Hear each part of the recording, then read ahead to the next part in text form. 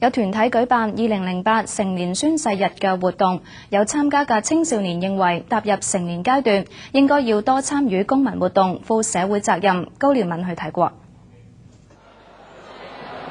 18歲印證住成年嘅界線，除此之外，青年人又認為成年人要背負住啲咩意義呢？好似以前咁咧，好似小朋友咩都依賴住屋企啦。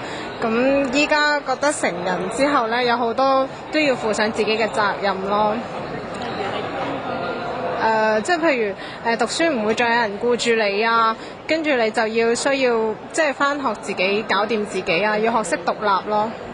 但係有參加成人宣誓活動嘅青年人，對於即將要負上嘅責任就支吾以對。可以做選民咯。有咩責任要？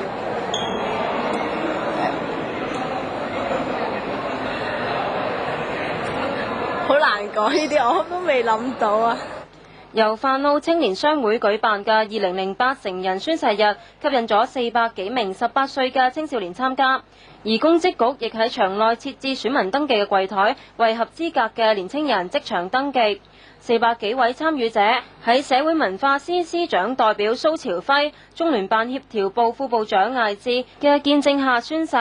蘇朝輝喺儀式之後勸勉青年人踏入成年，要為他人樹立榜樣。18歲嘅朋友已經有自己嘅一個成人嘅一個公民嘅權利，要做好嘅唔係淨係做好自己嘅責任，更加重要嘅係成為其他人嘅榜樣。今年已經係第9年舉辦宣誓活動，主辦單位希望藉此讓青少年更關懷社會、服務人群。澳門電視台記者高連敏報導。